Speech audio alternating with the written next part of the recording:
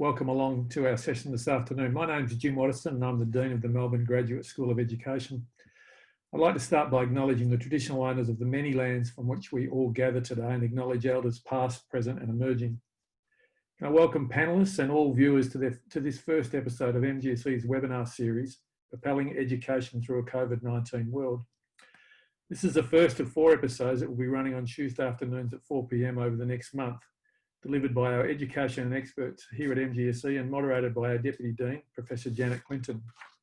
The series will be recorded and posted on YouTube, and you can ask questions using the chat function on the webinar and join the conversation on Twitter by using the hashtag MGSE Propel. Propel's capital P and then small letters after that. Today's episode, titled Educational Leaders Must Reconsider the Way We Teach and Learn, will focus on Professor Yong Zhao. Yong joined the Melbourne Graduate School of Education this year as a professor in education leadership. In what we think is quite an innovative arrangement, we share Yong with the University of Kansas, where he is a Foundation Distinguished Professor in their School of Education. His work focuses on the implications of globalisation and technology in education. He is joined on the panel by Professor Sandra Milligan and Laureate Professor John Hattie. Sandra is the Director of the Assessment Research Centre at the Graduate School and has recently published a new industry report called Future-Proofing Students, What They Need to Know and How an Educator Can Assess and Credential Them. Professor John Hattie really needs no introduction. He is internationally renowned for his influential work on visible learning, the world's largest evidence-based study into the factors that improve student learning, which involved over 80 million students across the world. I just inflated your study there, John. Further questions will be asked by Dr. Daniela Aquara, who is a senior lecturer in the graduate school, and her teaching and research centres on initial teacher education and educational leadership. So now it's with great pleasure that I hand over to our moderator for today, Professor Janet Clinton. Thank you, Jim. Well, it's very exciting to present the first of our webinar series. This webinar series was designed to promote our thinking about the future of education. While we're currently making some big changes to deal with the current environment, it's forcing us to think about the way we are going to deal with education in the future. So what we want in terms of our webinar series is to facilitate that thinking, to propel us and our ideas and our focus on the future. So as you heard, there'll be a series of 4 episodes in which our key expert educationalists will speak for approximately 10 to 15 minutes. And this will be followed by a series of comments and questions that we hope will be interrogating and questioning, and focus on some positive aspects about our impact for the future. In addition, our faculty member from MGSE will act as a discussant to consider ideas and potential impacts, at the same time taking questions from you. We hope you'll join us on the chat and send your comments and questions in. All of these questions and comments are going to be collated as we go through our webinar series, and these will form the basis of our discussions for the final and 4th episode, which will be a collation of all of our panellists. So let's begin. Today, our first webinar will focus on the work of Professor Yong Zhao, as you've heard. And Yong recently wrote an article about the need for change and about COVID being a catalyst for this change in teaching and learning. So Yong, after reading this article, I want to ask you, should our teachers and educators be doing to support the future of teaching and learning? Over to you, Thanks, Janet. Thanks, Jim. This is, by the way, it's really great to be able to have this opportunity to do this. It's quite late at night here in where I am in North America. But thanks for participating. Yes, and I would like to say that the answer will be completely yes. I think COVID is a catalyst, or COVID is an excuse in many ways, that we need to use this opportunity to rethink how we have organized schools. I say that COVID as an excuse is basically, it's just a reason for us to stop and think. Jim and I just wrote an article, I think, which should come out next couple of days, is on this issue, is that I think COVID has proven several things that we should pay attention. Number one, we can change. You know, almost overnight, globally, schools were closed very quickly without much preparation. Teachers and school leaders and students have taken drastic changes, almost unprecedented changes. And those changes did happen. They may not be the best changes. They may not be the changes we wanted to do, but we can make changes. That's really the number one thing that we should remember. That's heroic. It's great that we've done that. And the second thing I think COVID has done amazingly, that it has really connected more people, which surprisingly. In one way, it has closed a lot of our local connections, but connected more people. I think I've participated in webinars of various sorts, right, from many, many different countries I would not have thought that would happen, has taken place. So we are less connected, but at the same time, we are more connected. And the last point I would say, COVID has also really tested our traditional way of doing teaching, which did not work very well. When you try to present your whole traditional class in a traditional way at a certain time, try to lecture, that has not gone very well, actually. What has gone very well is student-driven. So that's where the point I want to start is the kind of changes we need to make. I think number one, we need to recognize for a long time, we've been talking about education in a crisis.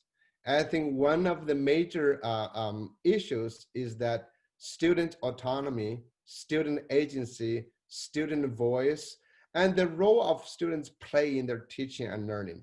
I think this is the time that we have to pay a lot more attention to that. We have seen schools traditionally, before COVID, have taken steps towards enabling students to take charge of their own learning, to be responsible for their own learning. We've been talking a lot about lifelong learning, to say how do we make students to own their own learning. We teachers, we educators, as supporting students, leading their own education towards a better outcome. And that is a very strong element. I wrote a book 2 years ago called Reach for Greatness, which I really talk a lot about personalizable education that emphasizes students could be co-owners of your school, of your class, of a project. Students can develop that plan to do that. And today, during COVID, with a huge uncertainty of school closures, of teachers have to do it through remote learning from a distance, there's no better time to let our students to drive their own learning. We negotiate with them how they can do it through technology, how they can do it, reorganizing themselves with students, with the peers from different states, different countries, different places. So I think that's the number one issue I would like to emphasize. How do we engage students? I would like to say, give them a lot more freedom, rethink about what has to be learned, what has to be taught. That comes to a second issue, really, to say rethinking, to say, what do we really have to teach? Everything that's prescribed. I know in Australia, since we're talking about Australia, the curriculum is going through review. ACARA is reviewing the whole curriculum. Do we have to teach all the things that's prescribed there? Is it possible to teach, or should we try to personalize it, try to make sure that a few, that not all the students try to learn everything that's prescribed there, or try to impose the whole set on all students? From what I've observed in many different schools that have transitioned well have done very well in paring down what needs to be taught. And so that's, but in what needs to be taught, I would like to also suggest that a strong element in connection with student autonomy and student ownership is in negotiation with students to say, what's their strength, to be strength-based? What's their passion? What can they do? So in whatever curriculum we prescribe, we should always keep in mind, we should not dominate all students' time. They have to have a role in deciding the entirety of learning. So then this other part, the third part, when we think about this, we need to think about how we teach, when we teach, and where we teach. I think before COVID, students come to our school, we give them, we call the grammar of schooling. We give them courses. We help them go through one by one course, but that may be changing as well. That should change. So let's think about how we teach. I think if we were using students as the owners of their own learning, or help them to become better owners of their own learning, I think we should, again, use more project-based learning. We should not have to teach like what we are doing right now all the time. We should let students drive their own learning. We should make it clear that students' learning can take place anytime, not really when they come to school. Some of your schools may not have all students all the time. Some of schools may have to be closed. Yeah. So we need to think about where and how they learn and when they learn can change drastically. That is, we enable students to do problem-driven, project-driven, or whatever it is that enables students, and also take advantage of students' current context, where they are. They may be at home, but home is a great context of learning. Authenticity, maybe they're dispersed in the community. Community is a great resource. So we need to reorganize how learning can take place instead of trying to, again, teach. So that means come down to the last part, and we think about how, when, where, and what to learn. I think the last part is that we need to change our roles as educators, as principals, school leaders, as teachers. We need to become more a personal kind of consultants, a coach with students, maybe a curator of knowledge. Of all, we gather all these learning materials for students. We guide them. We're not trying to teach a group of 25, 30 students. Maybe we work with smaller groups. Students can form very smaller learning pods, learning communities, tiny ones, then bigger ones. We need to think about how we can globalize. How can we connect with students and teachers in other parts? Just redesign this. This is a great opportunity to do this. And also this relates, of course, to bigger policy shifts too. I'm really glad, in many countries that the traditional standardized testing kind of were canceled or removed for the year. I hope they will be removed forever. We don't need to do those things. Those were very narrow and very bad, and we don't have to do that.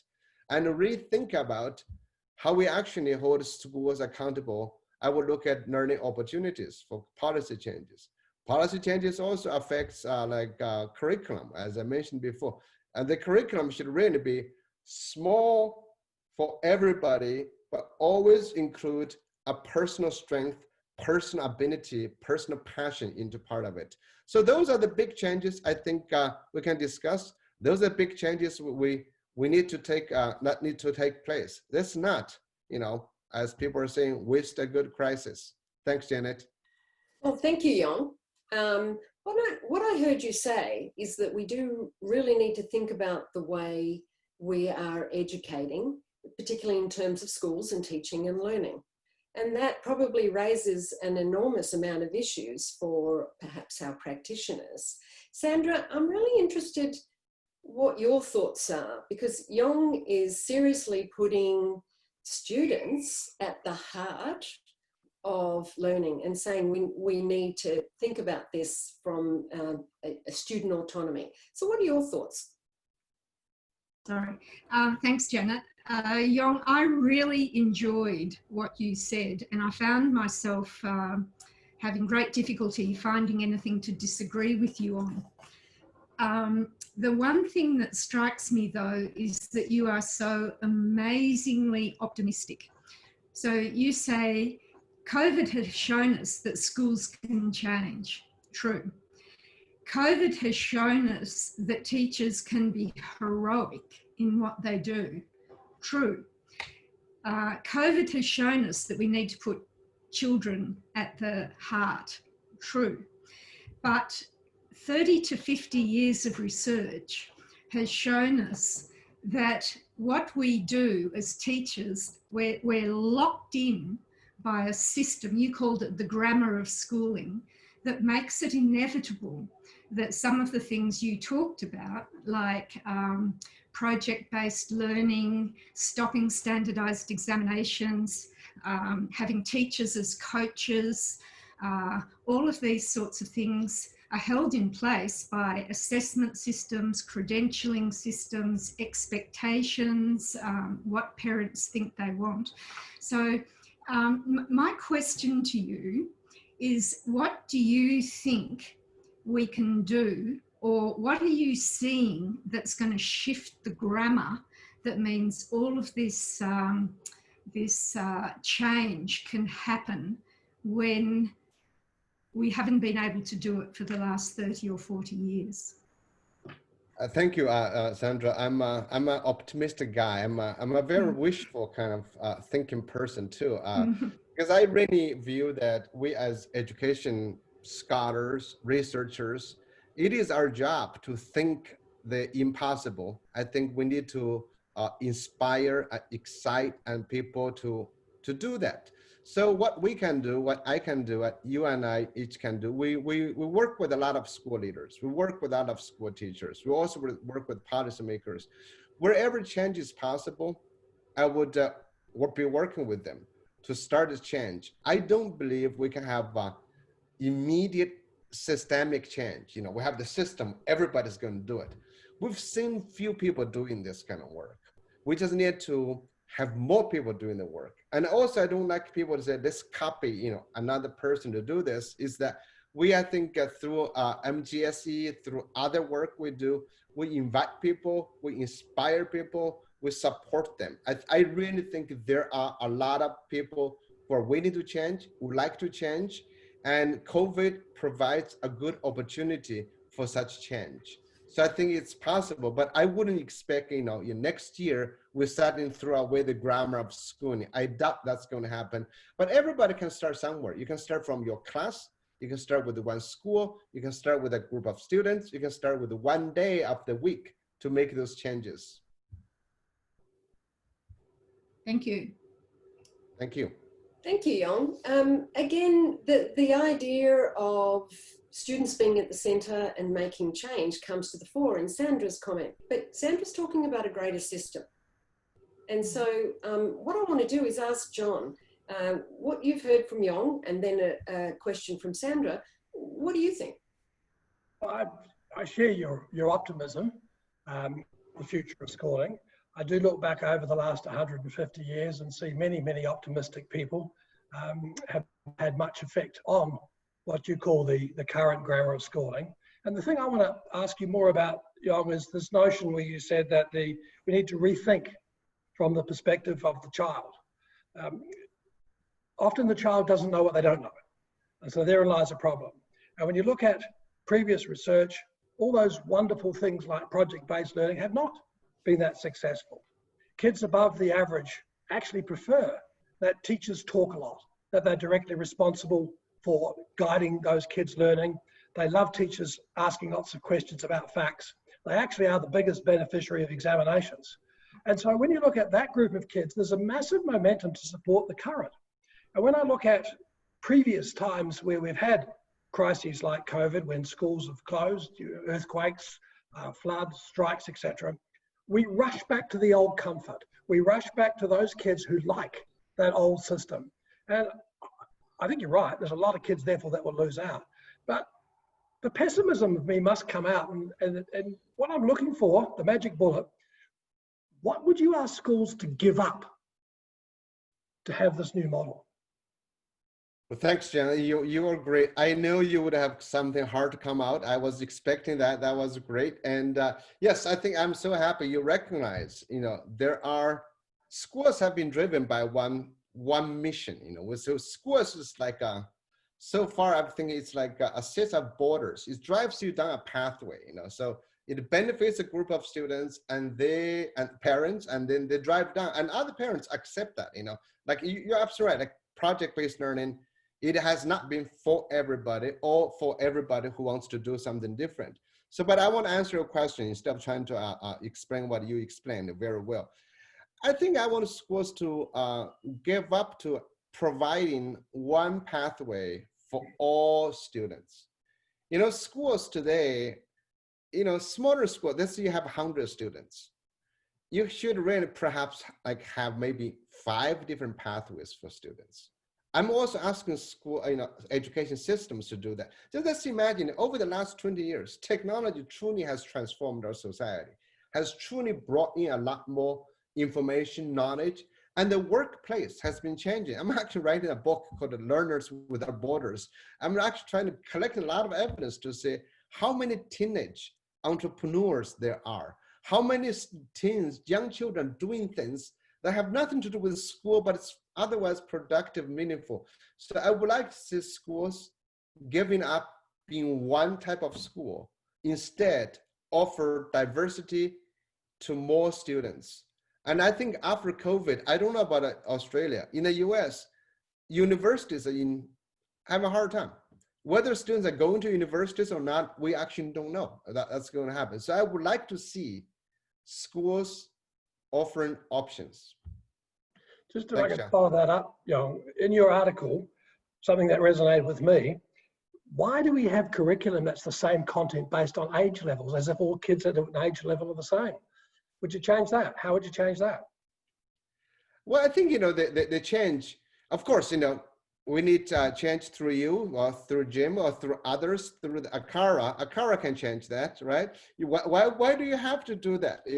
There are a lot of things schools shouldn't be doing, but we are doing. I think that can change. But also I think schools, I don't know. I don't know that enough, but I hope schools can change that as well. We have a curriculum. Right now, almost all curriculum is devised based on age. Why do you have to do that? We know children learn differently at different times, but why do we do that? I think that kind of change, a teacher may not be able to change that, but a school principal probably could change that, right, John? And a whole nation can. There are some countries in the world that don't base curriculum on age, they base it on levels. And they assume quite correctly that in any one age group, there are multiple levels of performance. But here in Australia and in the US, it's based on age. And I think that's one of the major barriers I would love to stop if we're going to introduce your new grammar of schooling. All right, let's do that, John.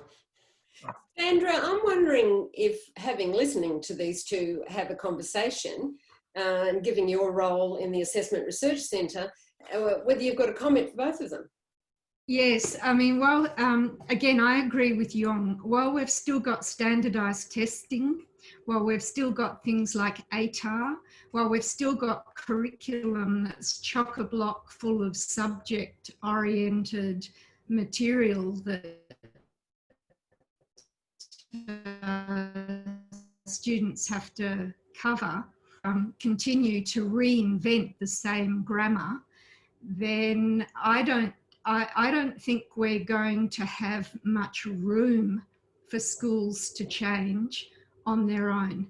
I think next week I'll talk about some of the first movers in our system who are trying to change things, and you'll see that they're fighting continually against the systemic grammar that holds things in place. So while I share your optimism that we know what to do and your optimism that teachers and schools can do it, I don't quite share your optimism that all the systems that are hedged around schools are going to move quickly enough for schools to be able to use COVID. Let me shift focus a little bit. Daniela, I'd like to bring you in here. And one of the comments that I want you to think about is Yong and John and Sandra are really focusing on what we need to do within schools. All have suggested that the system has to play an enormous role. System's enormous. Think about the role of universities. Think about the role of our departments of education.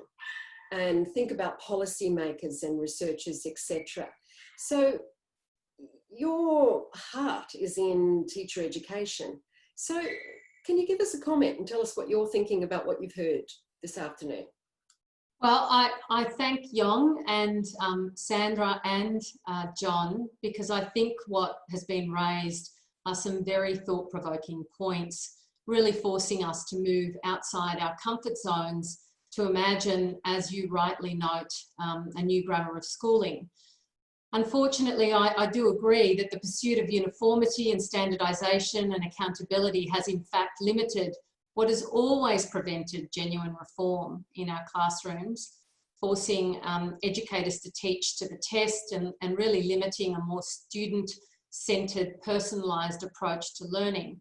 And while it may be true that educational leaders must reconsider the way that we teach and learn, for me, as a pragmatist and charged with the responsibility of initial teacher education, the challenge really is translating these bold ideas into effective progressive practice. If anything, COVID has reinforced, like any other pandemic or crisis that we've faced in the world, that it's the marginalised that bear the greatest impact. And this is by far what we're seeing today. And I think as educators, we are always very concerned about what is the purpose of learning for all, not just a few. Shouldn't we be teaching all of our young to understand themselves, their relationship to place, focused on principles of social justice, intercultural understanding? And I think the other thing that resonates with me is that, and that has been picked up by everybody, and that is the fact that there have always been critiques of schooling for as long as schooling has existed. And this isn't the first time that we're exploring progressive ideas which critique a technocratic approach to education.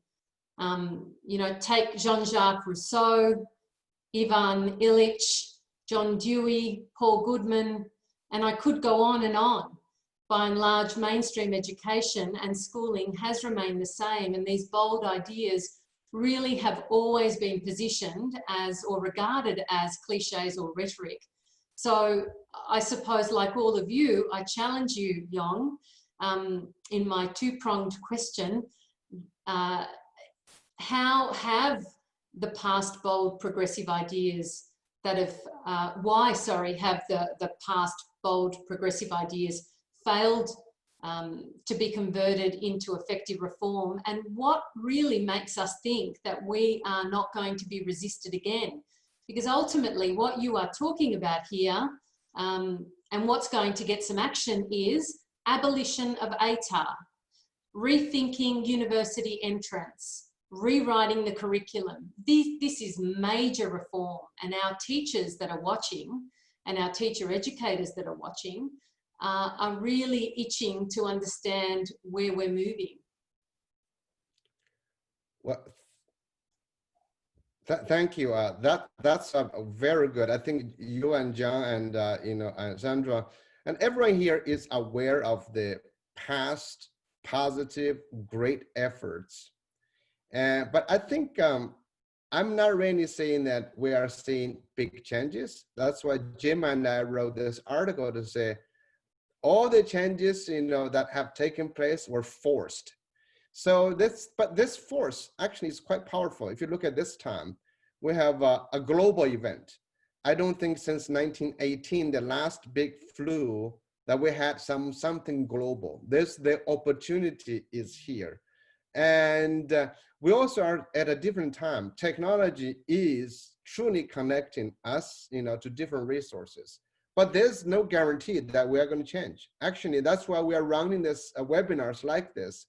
The change agents are human beings. And right now in America, Trump is getting everybody back to school, but But back to the same school, to the same education.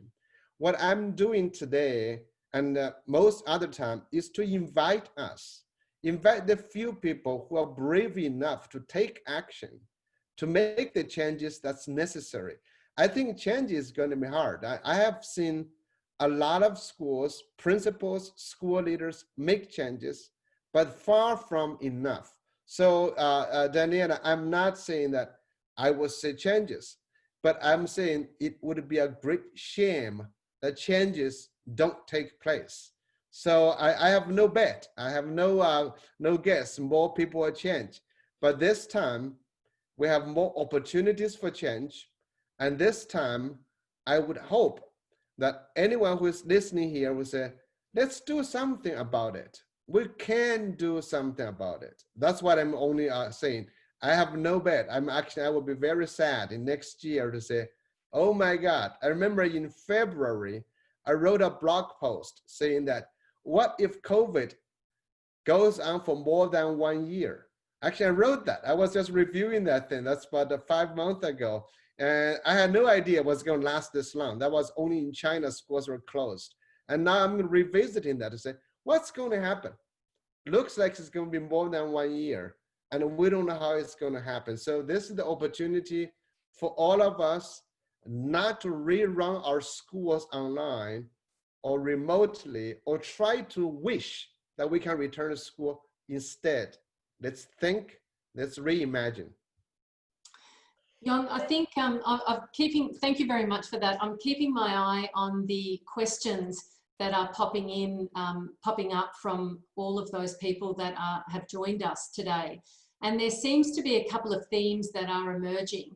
There seems to be, and let's take this whichever way you'd like to take it, but there's a few people that are questioning personalised learning.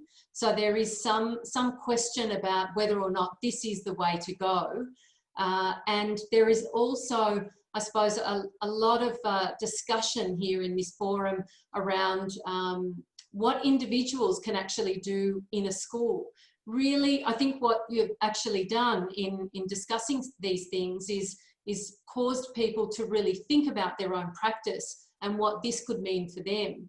And clearly, where we're in a system where we have been tied in by all sorts of structures, it can be difficult to think outside of what we've been used to.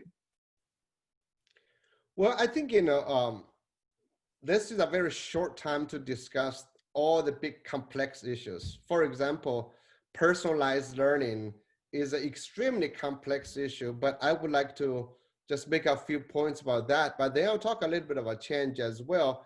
Personalized learning for me, the most important thing is personalized by whom. Right now, I think there's a lot of software to be personalized by a computer, by a group of experts, by artificial intelligence. That's not what I meant. I think personalized learning has to be personalized by the student in association with adults, with teachers, principals, and parents, to think about what's your plan in the future.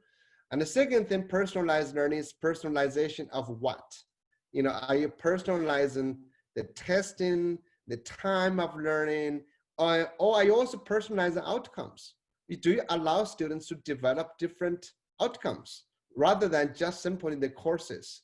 Do you allow them to bring courses from outside? If they take an online course from MIT or Harvard, would that count? If they have formed a learning, with another group.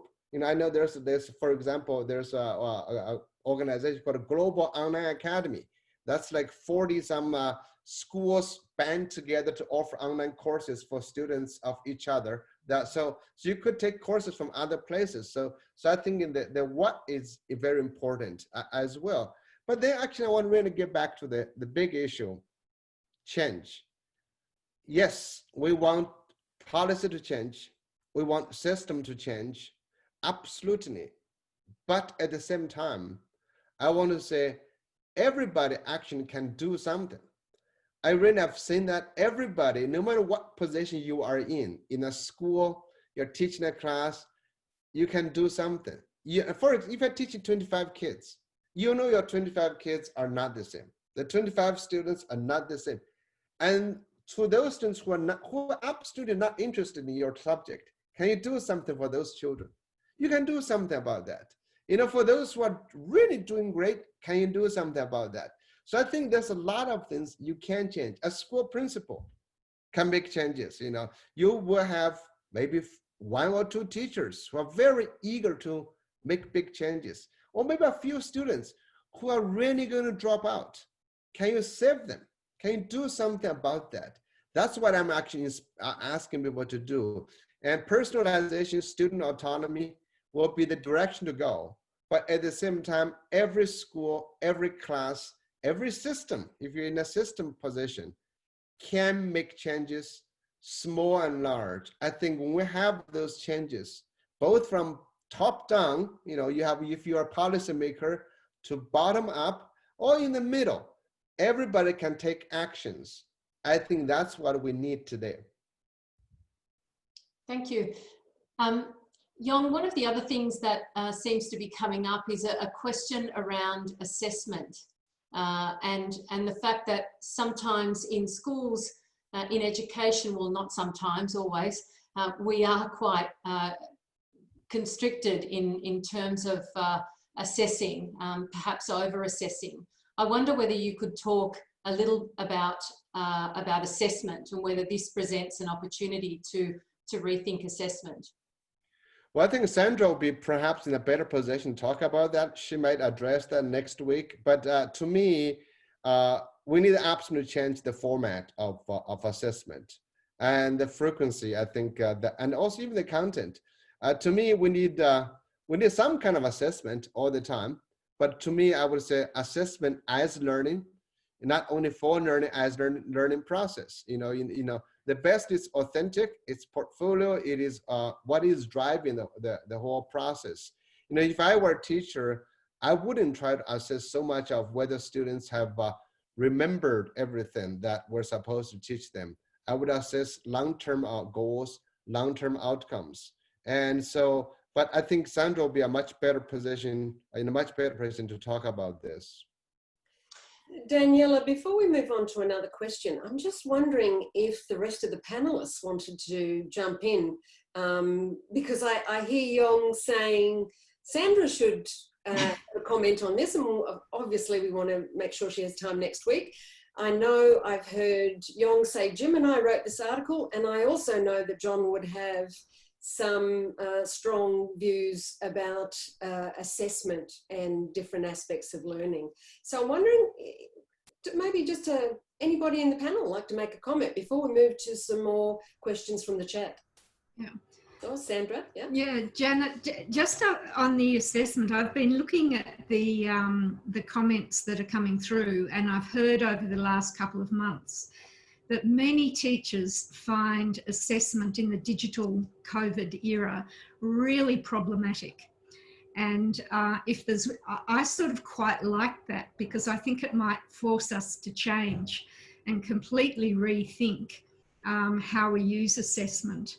So I'm suddenly agreeing with Yong that I'm optimistic that the problems we've had during COVID may in fact be the thing that kicks us over to the new approach to assessment. And I'll be really keen to talk about that next week. And I notice a lot of people in the audience are commenting on that.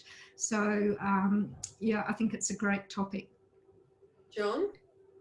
Yeah, one thing that, and I know you agree with this, Yong, there are many schools now and many teachers now doing exactly what you're saying. And they were doing it before COVID, just not enough of them.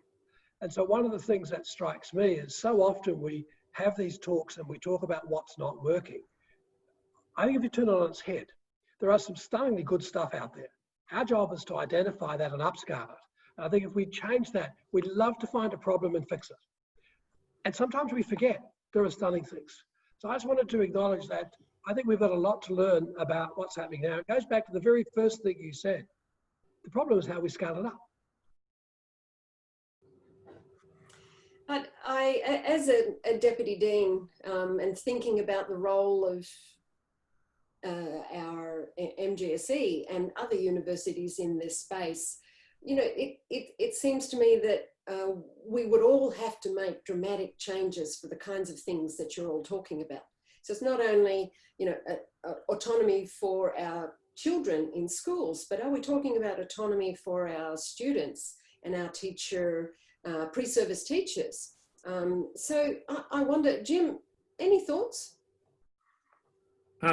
Thanks, Janet. I didn't expect to come in, but I am interested in adding a little bit more to Yong's never waste a crisis plea. But I think just to recap on what he was talking about, I think the moment that is available to all of us through this COVID period is the fact that, and Yong mentioned, you know, the teachers were heroic. What's happened is that parents and teachers have understood each other much better. I've interviewed principals all around Australia, and it's been striking that when I talk about the fact that the esteem that teachers are being held in during this period, principals have always come back to me and said, but teachers also have gained an appreciation of the role of parents and their involvement and their willingness to be part of the school. And so I think that's what we need to grasp. It's not the idea that it was just COVID. It's the idea that we've now got a willing coalition who are prepared to think differently about education, because the online experience or the external experience, even if it wasn't online, has been something that we've been able to build on, but it hasn't been enough. And most people now in this second wave in Victoria are talking about the fact that it isn't enough. So we've now got this opportunity with parents who are willing to think differently about schools and be encouraging of teachers to look at different ways to personalise the experience. And I think that's what it's about. It's personalising the experience rather than personalising the individual lessons. But I do think there's an opportunity now for people to create the school that they know that they would enjoy teaching in, and enable people to really think now, what are we going to need for the 21st century post-COVID that are going to give people jobs in a world where jobs are just not going to be the same. We've already changed our economy so deeply that we have to think differently about everything going forward. This is the opportunity that Yong, I think, is talking about, and it's one that we'll be disappointed in 3 or 4 years' time as teachers and leaders that we didn't grasp, because I'm not sure this opportunity is going to come again. So I just want to reinforce that this is a really unique time that everyone can actually do a little bit, as Yong was talking about, to try and create that momentum for change that we all need. Can I just add to that? I think Jim's talk about parents is really important. I have not been able to follow in the story about parents in Australia, but been following them in the US. There are a lot of parents are thinking about not sending their children to school, but they are organizing on Facebook, learning paths, on learning opportunities. There's new company forming almost every day in the Silicon Valley and other places to offer new learning models. For example, they would have students, the students would take a course from here, but then another course from another place, and then some from smaller communities. Micro schools are coming up as very big. So there will be some changes. I don't know how massive they'll become, but there will be changes. Parents may be seeking different possibilities, different ways of doing things. I also would like to add that Melbourne Graduate School of Education, any other entities, we have to really rethink about the models. How do we prepare teachers? Right now, we are encouraging teachers to teach differently. But in our teacher preparation program, in our leadership program, are we preparing them, school leaders, to lead differently? Are we preparing teachers to think about teaching differently? I think in teacher education, for example, Daniela, I've gave you the article I wrote last year, is that we're still focused on the traditional model of teacher training. Know what you should know and be able to teach what you should be teaching without thinking something else. We're still thinking about knowledge and ability to transmit knowledge still at the center. But we need to shift to that thinking, and that should have ended. We should be thinking about new possibilities. We should, in MGSE, we should also be working with the schools, try to have I know we do, but we can do a lot more, maybe have an alignment of schools who are interested in doing this kind of transformation work. I think universities you know, we're not only talking about this, we're actually doing this. I've been working with schools, for example, in South Australia, West Australia, in Melbourne and other places for a while. I think we need to collectively move forward to align those people who are willing to change, who are eager to transform, and work together on that as well. Well, thank you. Daniela, are you seeing any more questions coming up on the chat that you think might be interesting? There have been a number of questions. I suppose there's a desire to really better understand where some of these ideas might be working. So particular schools, systems, have we seen this sort of level of reform or practice effectively done in some schools? It'd be great if you could answer that question, but I do have a question that I've been working with schools. If you go to South Australia, Adelaide, I've been working with the Independent School Association. So they have a number of schools that I've been working with on a smaller scale, mostly with students on outside. I have 2 network of schools with in again Adelaide area. They through the secondary school principals association, I've been working with a number of schools. Most of the schools I mean, there's a school of course in Perth I've been working with. You know, it's and then there's schools in other areas. What happens is with these schools, because I'm working with them in a very small way, because my belief is that let's offer options, invite teachers, invite students to join, and see what happens. And there's not, you know, there may be massive school changes in other places, you know, that has happened, you know. So a lot of changes, like John was saying, before COVID and during COVID, I have not seen massive changes in a new way. However, that is, can we, for example, plan the students to be, they're distributed. I would like to see that happen, distribute, so we as teachers reorganize our curriculum, reorganize our unity of learning, not as a class, but as smaller groups. That actually I haven't seen massively happen, but maybe happening. You know, I'm working with a school in Hong Kong that's trying to do this. So it can happen, but also I want to encourage all the people who are asking that question. Perhaps it's more important for you to get started. And you can start with a project if you're a teacher, just to say, okay, I'm teaching English. Instead of trying to lecture everything, you know, if you cannot do that, maybe you can accumulate resources, send the students this way, but also negotiate with them individually or small groups of something they would like to do. You know, something called passion project. A lot of the things are easier to start. And if you're looking for specific examples, I wrote a book called An Education Crisis Was a Terrible Thing to Waste. Last year, I was not anticipating COVID, but I wrote about education crisis was terrible thing to waste. That's just published by Teachers College Press recently. Sorry, Danielle. No, sorry. I was going to ask one last question, Janet, if we have time. Yes, we do. We certainly do. Okay. Indigenous peoples have been calling for change in education for years. Could this be the time that Indigenous knowledges, pedagogical practices could be brought to the forefront of what is offered in education? I would definitely think so. I actually think, you know, when we come down to this issue, because in the US, we've been trying to drive down the achievement gap for a long time. I don't think the achievement gap can be closed when it's as traditionally defined. If you define this as numeracy and literacy and standardized testing, I don't think it can actually, because there's a lot of issues with that. I can argue about that. So that why is that we have different groups, different cultures, people from different places. Their existence needs to be recognized. Their value needs to be understood. And their success might be different, might be, I don't know, because I've not done research in that, but I know different cultures celebrate, value different things. And that is very important. How do we do that? And also we need to be understanding, but again, when we talk about education, I think my whole talk today has to do with one thing. We are dealing with lots of different people, lots of different students, lots of different classrooms that we need to understand, individuals matter. No individual is a statistical probability. So how we understand that will be key, and individuals succeed differently as well.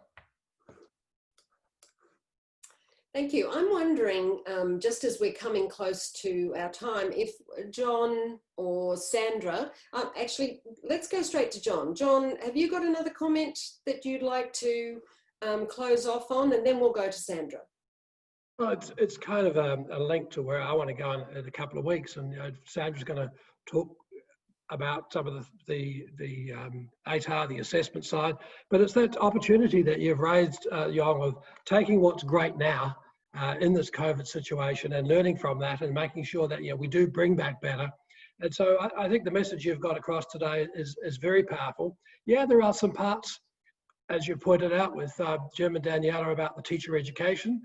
It's interesting that 1 in 3 people involved in teacher education in Australia are doing it online now. What an incredible opportunity to mirror the kind of things that we then want them to do in classrooms. And so, no, I love your optimism. I think this is an incredible opportunity. I think that there are many teachers out there now that are seeing wonderful things that they can bring back. And so I hope we are open to that, acknowledging, as you have done, that there are some downsides. Thanks, John. I have to admit, what I heard you say was that we definitely can't go back to the way things were, that we've got to use this opportunity and we need to put our students at the focus. And I guess one of the things that keeps running through my mind is how to, within this system, we've got our governments, we've got, independent departments, we've got our researchers, we've got our teacher educators, policymakers, etc. So how do we all come together to help? And I guess the other thing, if I'm a little cynical, thinking about the last years of no change, how do we implement all this? How do we actually do it? And I guess that's one of the biggest things that I'd like to get through as we go through this series. And Sandra, I'm going to turn to you because I know that next week you've got a different topic. I'm just wondering how this all relates to what you're going to talk about next week, and if you have any final thoughts. Yes, I have. My final thought, as I'm listening to the discussion and looking at the comment, is physician, heal thyself. Because a lot of people are talking about schools, but every single thing that has been said about schools could also be said about universities and possibly vet colleges as well. So I think this is not just about schools, it's about retooling our education system. But so, I think we can make this fairly broad. For next week, Janet, my topic was, what skills and resources do students need to be agile and to thrive? Right? I'm changing that topic. And what I'm going to talk about now is what needs to be done now to fix the fact that many and perhaps most students do not get what they need to thrive. So I'm going to shift that, not talk about what they need, but talk about how we fix things so that they can get it. And I will canvass why I think that our schooling system is sort of trapped in the 20th century and that it's hard to get out. I'll canvass some of the exciting things that I know is happening across Australia to get us out of that trap. And we'll canvass what needs to be done. And with topics like micro-credentialing, data analytics, new assessment, new metrics, and all of that in 15 minutes. That sounds fantastic, and I know that many of us will be tuning in to have a look. And thinking about the third week, of course, we're going to ask John to think about evidence and how that fits. Along the way, what we're really interested in is understanding what each of our roles are. And I know that Jim and I have been thinking about what's the role of a faculty of education? What's its future in all of this? So I'm hoping that you'll all tune back in and contribute to this discussion. Jim, I think we're almost out of time, so over to you. Okay, thanks, Janet. I really appreciate the work that the panel has done today. So can I acknowledge Yong for presenting in the first session of 4. It's been fantastic, provocative, and certainly set in motion the opportunity for us to continue to fill in parts of this story as we go over the next 3 weeks. So thank you, Yong. Thanks, Sandra, for your contribution. It's always great to have you with us, John, and really appreciate that your contribution also, and very much looking forward to both of you speaking in the next 2 weeks. Daniela, you were absolutely brilliant. Thank you very much. And Janet, you put together this session today as you have with all 4, and your moderation was fantastic. So thank you. Can I also just remind our listeners, our viewers, that this webinar is being recorded. It's on the MGSE YouTube channel, so please pass on to your colleagues if they weren't able to join us today, that they can see this again and be able to access it. There were other questions we didn't get to ask, so we'll collate those and address those in our final episode, which will be on the 18th of August, so don't feel like we've just let those go. And as Sandra explained, she is our key speaker at the next session on August 4, which is at 4 o'clock in a week's time. And I won't try and repeat the new title that you just created, Sandra, but we're all looking forward to that. So it's been a great session. It's the start. We want to build this, so we're looking forward to your participation as people to offer your suggestions and questions as we go forward. So that's it for now, and we look forward to speaking to you again next week.